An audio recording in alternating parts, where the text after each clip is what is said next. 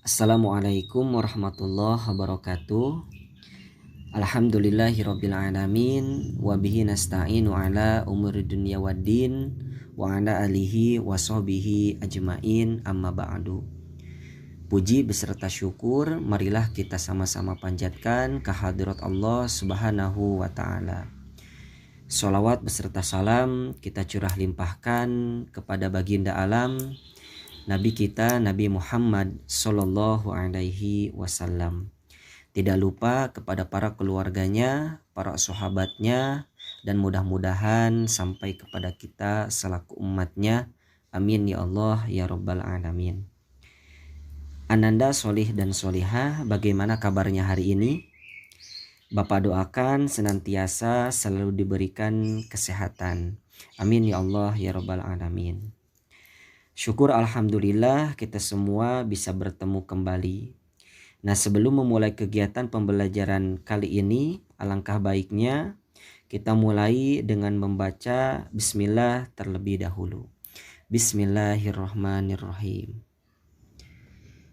Untuk pembelajaran pendidikan agama Islam dan budi pekerti, pada kesempatan kali ini kita akan membahas tentang pelajaran 4, yaitu iman kepada Rasul-Rasul Allah Subhanahu wa Ta'ala. Pengertian dan tugas Rasul Allah Subhanahu wa Ta'ala. Allah Subhanahu wa Ta'ala menciptakan manusia sebagai khalifah atau pemimpin di muka bumi yang harus mengemban amanah dari Allah. Selanjutnya Allah Subhanahu wa Ta'ala mengangkat sebagian manusia yang telah dipilihnya menjadi utusan untuk menyampaikan risalah kepada kaumnya. Orang yang telah dipilih Allah Subhanahu wa Ta'ala untuk membawa risalah bagi umatnya dinamakan Rasul. Jadi Rasul adalah manusia yang diutus oleh Allah Subhanahu wa Ta'ala untuk menyampaikan wahyu kepada kaumnya. Adapun tugas-tugas Rasul Allah Subhanahu wa Ta'ala, yaitu yang pertama untuk menyampaikan ajaran Allah kepada kaumnya. Yang kedua untuk memberi petunjuk kepada umatnya. Yang ketiga sebagai uswatun hasanah ataupun teladan bagi umatnya. Dan yang keempat yaitu untuk menyempurnakan akhlak kaumnya.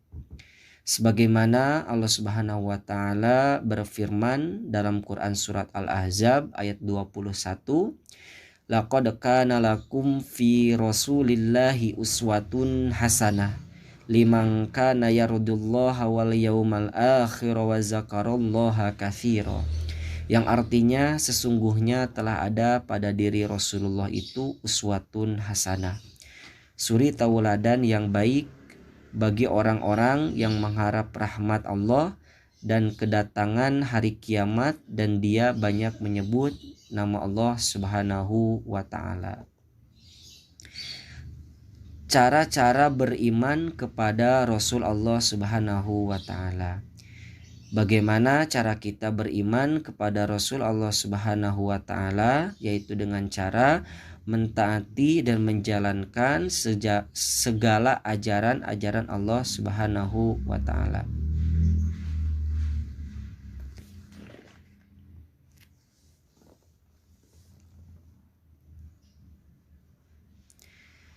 Percaya kepada Rasul Allah Subhanahu wa Ta'ala termasuk rukun iman yang keempat.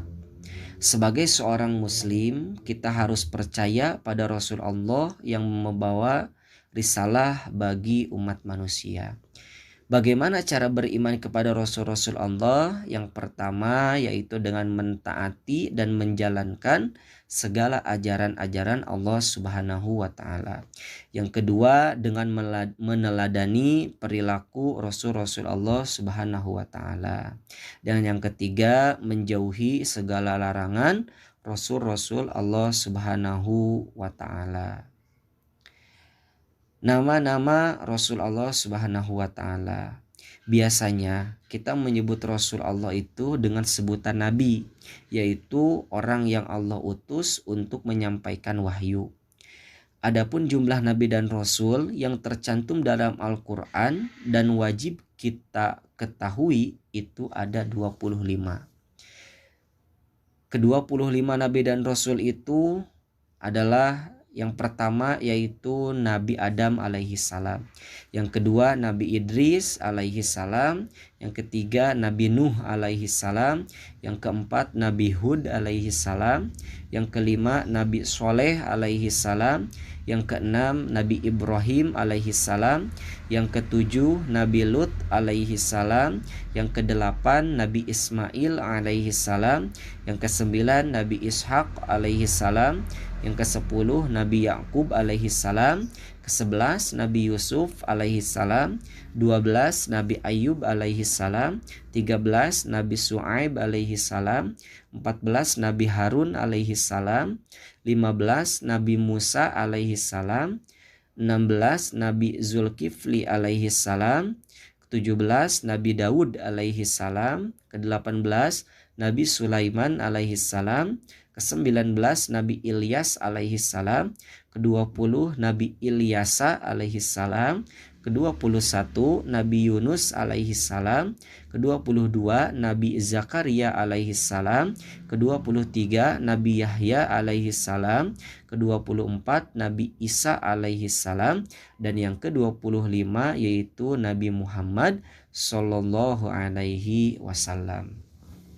Baik anak-anak yang sholih dan sholihah, selanjutnya kita akan membahas tentang ulul azmi. Dalam kisahnya Nabi Ibrahim alaihi salam berpegang teguh pada pendiriannya, beriman kepada Allah Subhanahu wa taala dan menjalani hukuman yang diberikan kepadanya. Baik ananda yang sholih dan sholihah, selanjutnya kita akan membahas tentang nama-nama Rasul yang mendapat gelar ulul azmi. Dalam kisahnya Nabi Ibrahim alaihi salam berpegang teguh pada pendirian, yaitu beriman kepada Allah Subhanahu wa taala dan menjalani hukuman yang diberikan kepadanya. Itulah ketabahan dan keuletan Nabi Ibrahim alaihi salam dalam menyampaikan ajaran Allah, sehingga Allah memberi gelar kepada Nabi Ibrahim dengan sebutan ulul azmi. Jadi ulul azmi adalah suatu gelar yang diberikan kepada Rasul Allah yang memiliki ketabahan dan keuletan luar biasa dalam berdakwah dan menyampaikan ajaran Allah Subhanahu wa taala. Selain itu, biasanya memiliki mukjizat dari Allah Subhanahu wa taala. Nama-nama Rasul yang mendapat gelar ulul azmi. Yang pertama yaitu Nabi Nuh alaihi salam. Mendapat gelar ulul azmi karena ketabahannya menghadapi kaum Bani Rasib. Yang kedua Nabi Ibrahim, ketabahannya dalam menghadapi Raja Namrud dan kaumnya. Yang ketiga yaitu Nabi Musa, mendapat gelar ulul azmi karena ketabahannya dalam menghadapi Raja Fir'aun. Yang keempat yaitu Nabi Isa, mendapat gelar ulul azmi karena ketabahannya dan keuletan dalam menghadapi kaum Bani Israel. Yang kelima yaitu Nabi Muhammad sallallahu alaihi wasallam, mendapatkan gelar ulul azmi karena ketabahan dan keuletan dalam menghadapi kaum kafir. Mukjizat yang diberikan Allah kepada Nabi dan Rasul yang menerima ulul azmi. Yang pertama yaitu Nabi Nuh alaihi salam, diberi mukjizat dapat membuat perahu yang amat besar. Yang kedua yaitu Nabi Ibrahim alaihi salam, diberi mukjizat oleh Allah tidak hangus dibakar oleh Raja Namrud dan pengikut-pengikutnya. Yang ketiga yaitu Nabi Isa alaihi salam, diberi mukjizat bisa membuat burung sehingga burung itu hidup padahal terbuat dari tanah dan dapat menghidupkan orang mati serta menyembuhkan penyakit. Yang keempat yaitu Nabi Musa alaihi salam, diberi mukjizat oleh Allah, tongkat yang bisa berubah menjadi ular yang sangat besar Dan yang kelima yaitu Nabi Muhammad SAW diberi mukjizat dari celah-celah jarinya keluar air, dapat membelah bulan, dan mendapatkan mukjizat yang paling besar yaitu untuk pembelajaran pendidikan agama Islam dan budi pekerti di kelas 5 SD Amalia. Pada kesempatan kali ini kita akan mempelajari pelajaran 4 yaitu tentang kitab-kitab Allah Subhanahu wa Ta'ala. Nama-nama kitab Allah Subhanahu wa Ta'ala. Iman kepada kitab-kitab Allah merupakan rukun iman yang ketiga. Kitab-kitab Allah berisi tentang firman-firman yang harus disampaikan kepada umat manusia. Kitab tersebut diturunkan oleh Allah Subhanahu wa Ta'ala kepada Nabi dan Rasul melalui malaikat Jibril. Kitab-kitab yang diturunkan Allah ada 4 yang diturunkan dalam waktu yang berbeda dan kepada Nabi dan Rasul yang berbeda pula. Kitab-kitab yang diturunkan Allah kepada para Nabi dan Rasul adalah Kitab Jabur, Kitab Taurat, Kitab Injil, dan Kitab Suci Al-Quran. Keempat kitab Allah ini harus kita imani dan harus kita percaya. Nama-nama Rasul yang menerima kitab Allah Subhanahu wa Ta'ala. Yang pertama yaitu Kitab Taurat yang diturunkan kepada Nabi Musa alaihi salam. Kitab Taurat merupakan pedoman dan petunjuk bagi kaumnya Nabi Musa, yaitu kaum Bani Israel. Yang kedua yaitu Kitab Zabur yang diturunkan kepada Nabi Daud alaihi salam. Kitab Zabur berisi mazmur, puji-pujian kepada Allah Subhanahu wa Ta'ala yang diturunkan untuk Bani Israel, tidak mengandung syariat baru karena diperintahkan mengikuti syariat yang telah disampaikan oleh Nabi Musa alaihi salam. Yang ketiga yaitu Kitab Injil yang diturunkan kepada Nabi Isa alaihi salam. Kitab Injil merupakan penyempurnaan kitab Taurat yang diturunkan untuk membimbing Bani Israel. Dan yang keempat yaitu Kitab Suci Al-Quran yang diturunkan oleh Allah Subhanahu wa Ta'ala kepada Nabi Muhammad Sallallahu Alaihi Wasallam.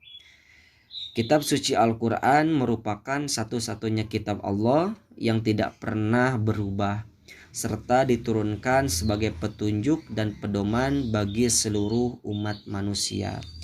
Sebagaimana Allah berfirman dalam Quran surat Al-Furqan ayat 1, Tabarakalladzi nazzalal furqana ala abdihi liyakuna lil alamina nazira.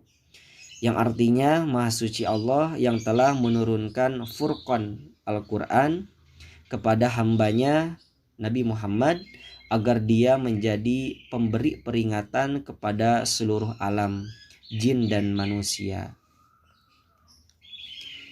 Al-Quran kitab suci yang terakhir. Menurut bahasa, Al-Quran berasal dari kata qoro'a yang artinya bacaan. Sedangkan menurut istilah, Al-Quran adalah kitab suci yang berisi kumpulan wahyu atau firman Allah yang diterima Nabi Muhammad Sallallahu Alaihi Wasallam melalui malaikat Jibril, dan membacanya merupakan ibadah. Yang kedua, wahyu yang pertama kali diturunkan.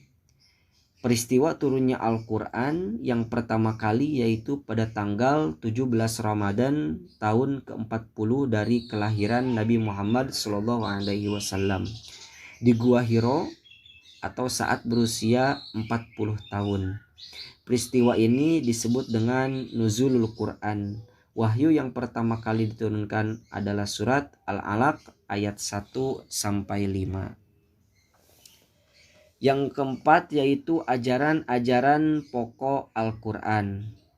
Di antara ajaran-ajaran pokok Al-Quran yang pertama yaitu ajaran tentang akidah atau keimanan kepada Allah Subhanahu wa Ta'ala. Yang kedua yaitu ajaran tentang ibadah kepada Allah Subhanahu wa taala. Yang ketiga yaitu ajaran tentang hukum, peraturan atau muamalah bagi kehidupan manusia di dunia. Yang keempat yaitu ajaran tentang akhlak. Yang kelima yaitu ajaran tentang berbagai ilmu pengetahuan. Jadi di dalam Al-Quran banyak sekali ilmu pengetahuan yang diberitahukan oleh Allah Subhanahu wa ta'ala. Yang keenam yaitu ajaran tentang janji Allah bagi orang yang taat. Apa janji Allah bagi orang yang taat? Yaitu surga. Ada pula balasan bagi orang yang tidak taat, yaitu neraka. Yang ketujuh di antara ajaran-ajaran pokok Al-Quran yaitu ajaran tentang tarikh atau kisah Nabi dan Rasulnya Allah Subhanahu wa ta'ala. Kemudian yang kelima yaitu keistimewaan kitab suci Al-Quran. Anak-anak yang sholih dan sholihah harus mengetahui nih, Al-Quran terdiri atas 30 juz, 114 surat, 114 surat, dan 6.666 ayat. Apa saja keistimewaan kitab suci Al-Quran? Yang pertama, susunan kalimat dan perkataannya sangatlah indah. Yang kedua, isi kandungan Al-Quran ditujukan bagi seluruh umat manusia. Yang ketiga, semua hukum yang tercantum di dalamnya berlaku sepanjang zaman. Yang keempat, Al-Quran terpelihara dari perubahan dan pergantian. Dan yang kelima, Al-Quran mendatangkan ketenangan dan rahmat bagi siapa saja yang membacanya. Selanjutnya di poin yang keenam yaitu wahyu yang terakhir diturunkan. Al-Quran merupakan kitab suci yang terakhir dan penyempurna dari kitab-kitab suci yang telah turun sebelumnya. Al-Quran selalu terjaga keaslian sejak diturunkannya ayat pertama hingga akhir zaman.